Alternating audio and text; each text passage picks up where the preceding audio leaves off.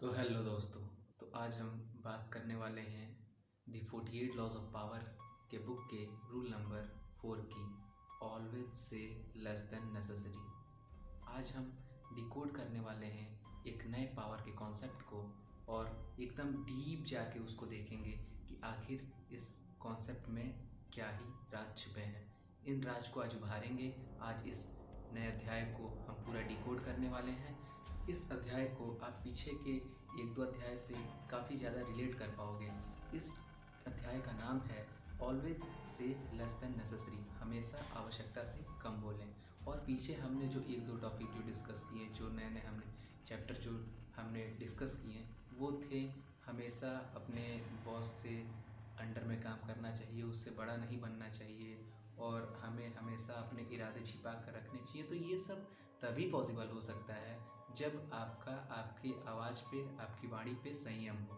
और अगर आपकी आवाज़ पे कंट्रोल है, आप कंट्रोल पा रहे हो, अगर आप कंट्रोल कर ले रहे हो, अपनी बातों को कंट्रोल कर ले रहे हो, आपके ज़बान चलने से पहले अगर आपका दिमाग चल रहा है, तब तो आप इसमें खेल जाओगे, वरना फिर आप फंस जाओगे। आइए इसको और अच्छे से डिटेल में देखते हैं, इसको पूरा डिकोड करते हैं। आइए शुरू करते हैं। आज के समय जो लोग हैं वो बिल्कुल इस बात से अनजान हैं कि वो ज़्यादा बोल के अपनी बात की ताकत को वो खुद ही ख़त्म कर देते हैं, और उन्हें कभी भी ज़्यादा नहीं बोलना चाहिए। उन्हें मौका मिले तो तुरंत वो बोलना शुरू कर देते हैं और इतना अधिक बोल देते हैं कि उनकी बात की कोई वैल्यू नहीं रह जाती है। कि हम ज़्यादा बोलने के चक्कर में काफ़ी बार बहुत कुछ गलत बोल जाते हैं, बहुत कुछ हम ऐसा बोल जाते हैं जो हमें नहीं बोलना चाहिए। जब हम निरंतर बोलते रहेंगे तो हमारी आवाज़ हमारे मुंह से तो निकलती रहेगी, लेकिन आपका दिमाग नहीं काम करता, क्योंकि नॉर्मल इंसान को लगता है कि वो जितना ज़्यादा बोलेगा सामने वाला उसे उतना अधिक बुद्धिमान मानेगा, लेकिन ऐसा नहीं होता है। कम बोलने वाले लोगों को लोग पढ़ना चाहते हैं, कम बोलने वाले लोगों के बारे में लोग समझना चाहते हैं, क्योंकि कम बोलने वाले जो लोग होते हैं वो गंभीर और रहस्यमय दिखते हैं। आप उसके अंदर चाहेंगे ऐसा क्या राज छिपा है, आप उसको बार बार उससे इंटरेक्ट होंगे, आप उससे कनेक्ट होने की, खुद को कनेक्ट करने की कोशिश करेंगे, और आप उससे जानना चाहोगे कि आखिर इसके अंदर ऐसी क्या बात है। ऐसे जो लोग होते हैं वो वैसे बोलते तो बहुत कम हैं, लेकिन जब भी वो बोलने जाते हैं लोग उनकी बात गंभीरता से सुनना पसंद करते हैं और सुनते हैं, क्योंकि उनकी बातों में वजन होता है। उनकी जो बातें होती हैं वो डीप होती हैं। वो कभी भी कुछ भी नहीं बोलते, वो बहुत कम मुंह खोलते हैं, लेकिन जब खोलते हैं तो कुछ बहुत एक बढ़िया कुछ डिलीवर करते हैं सामने वाले के लिए, और सामने वाला उसे एक्सेप्ट करता है, उसे गंभीरता से सुनता है। तो इस कैटेगरी में बहुत कम लोग जो हैं वो आ पाते हैं। ऐसे जो लोग होते हैं वो बहुत अट्रैक्टिव दिखते भी हैं। मैं बाई फेस की बात नहीं कर रहा, मैं बात कर रहा हूँ उनके एटीट्यूड से, उनके कम बोलने से। अगर आप भी इस कैटेगरी में आ जाते हो तो लोग आपसे बार बार जुड़ना चाहेंगे, आपसे बात करने की कोशिश करेंगे, बार बार आपको हंसाना चाहेंगे, बार बार आपसे खुद को कनेक्ट कराना चाहेंगे। लोगों का शांत रहना, लोगों का चुप रहना, अपने में बिजी रहना, गंभीर दिखना एक ही बहुत ही अट्रैक्टिव एक हैबिट होती है, जो कि बहुत कम लोगों के पास होती है।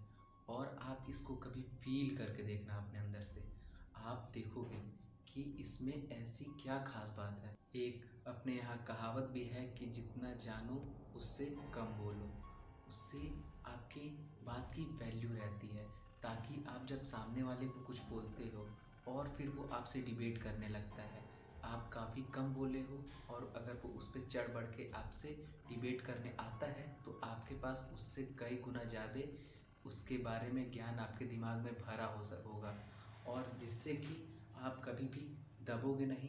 आप भले तक कम बोले थे, लेकिन आप डिबेट में उससे कहीं आगे निकल जाते हो।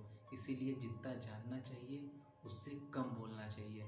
कम बोलने पे वैल्यू ज़्यादा होती है इंसान की, और आजकल लोग यही नहीं समझ पाते। वो उन्हें लगता है कि यार मैं जितना बोल दूंगा, लोगों को मैं दिखा दूंगा कि मेरे अंदर कितना ज्ञान है, मैं उड़ेल दूंगा। नहीं, ऐसा नहीं होता है, ऐसा बिल्कुल नहीं होता है।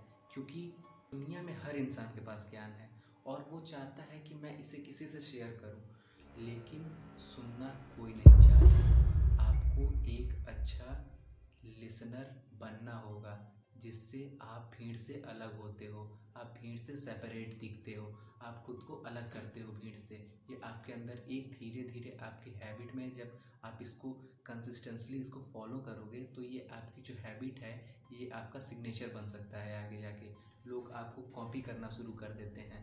ये एक ऐसी हैबिट है जिसके बारे में रॉबर्ट ग्रीन सर ने इस बुक में इतने डिटेल से बताया है कि मैं तो एक बार मैंने सबसे अपने इंट्रो वाले वीडियो में भी मैं बताया था। अगर आपने नहीं देखा होगा तो मैं लिंक डाल दूंगा डिस्क्रिप्शन में, इसके पीछे वाले लेसन्स के सारे की आप ज़रूर देखना। मैं मैं खुद इस बुक को पूरा पढ़ चुका हूँ और मैं चाहता हूँ कि आप इस बुक को एक बार ज़रूर पढ़ो। आप नहीं पढ़ पा रहे हो तो वीडियो को एक बार, दो बार, तीन बार आप प्ले करके देखो, सुनो, समझो इस बात को। इसमें इतने डीप डीप राज लिखे हैं। उन्होंने शुरू में बताया कि सामान्य लोगों के लिए नहीं है, सामान्य दिमाग के लिए नहीं है। और इस किताब में ऐसे कई राज छिपे हैं जिसमें से आज हम लोग इसके डिकोड कर रहे हैं। ज़रूरत से कम बोलना, ये एक क्वालिटी होती है इंसान में, कि इंसान कितना सुन सकता है। हाँ, उसके अंदर भले बहुत सारा ज्ञान पड़ा हो, लेकिन उसको वो नीचे दबा के फिर भी सामने वाले की बात सुन रहा है, तो सामने वाला उससे बहुत ज़्यादा खुद को कनेक्टेड समझता है। वो सामने वाला अपनी तकलीफ़ें सामने वाले को साझा करता है, अपना मानता है। इससे आपके वैल्यू जो होती है आपकी, उसके मन में, उसके दिमाग में बहुत बहुत हाई लेवल पे हमेशा बनी रहती है। आप भले कुछ ना करो, आप शांति से सुन रहे हो, उसे लगता है कि हाँ, ये मेरी बात को समझ रहा है, ये मेरे बात को समझ पा रहा है, जो मैं कह रहा हूँ उसे फील कर पा रहा है।